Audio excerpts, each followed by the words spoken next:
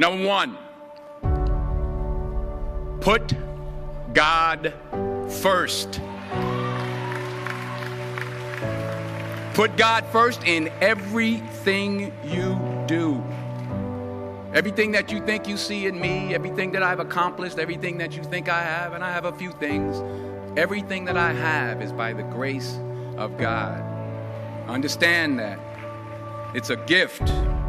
40 years ago, March 27th, 1975, it was 40 years ago, just this past March, I was flunking out of college. I had a 1.7 grade point average. I hope none of you can relate. I had a 1.7 grade point average. I was sitting in my mother's beauty shop. They still call it beauty shops now? What they call it now? Yeah, I was sitting in the beauty parlor. I was sitting in my mother's beauty parlor, and I'm looking in the mirror, and I see behind me this woman under the dryer.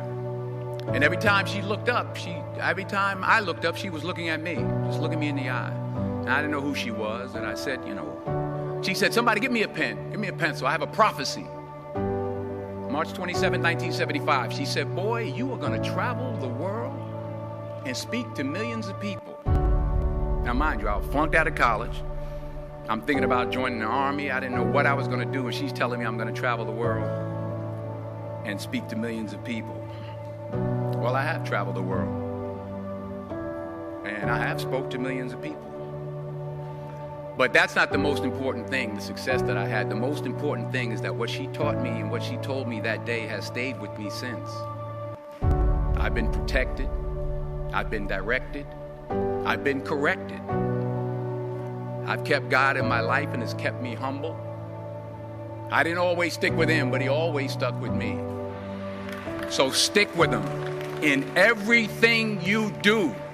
If you think you want to do what you think I've done, then do what I've done and stick with God. Number two, fail big. That's right. Fail big.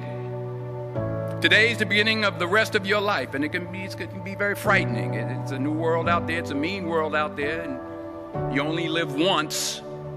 So do what you feel passionate about. Take chances professionally. Don't be afraid to fail. There's an old IQ test, was 9 dots, and you had to draw 5 lines with a pencil within these 9 dots without lifting the pencil. The only way to do it was to go outside the box. So don't be afraid to go outside the box. Don't be afraid to think outside the box. Don't be afraid to fail big, to dream big. But remember, dreams without goals are just dreams, and they ultimately fuel disappointment. So have dreams, but have goals. Life goals, yearly goals, monthly goals, daily goals. I try to give myself a goal every day. Sometimes it's just to not curse somebody out.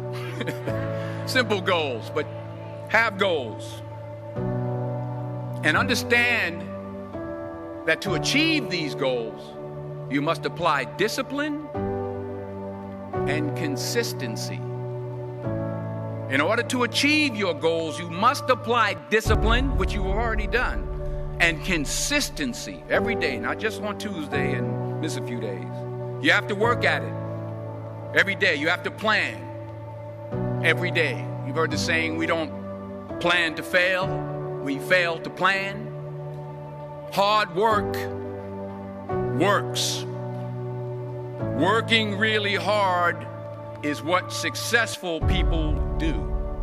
And in this text, tweet, twerk world that you've grown up in, remember, just because you're doing a lot more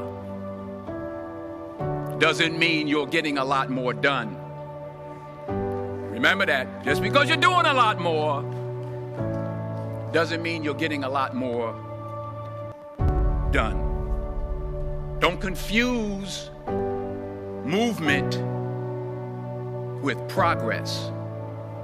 My mother told me, she said, yeah, because you can run in place all the time and never get anywhere. So continue to strive, continue to have goals, continue to progress. Number 3, you'll never see a U-Haul behind a hearse. I'll say it again. You'll never see a U-Haul behind a hearse. I don't care how much money you make, you can't take it with you. And it's not how much you have.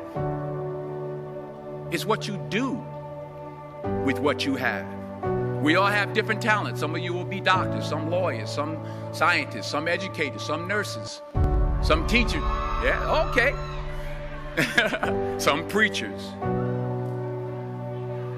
The most selfish thing you can do in this world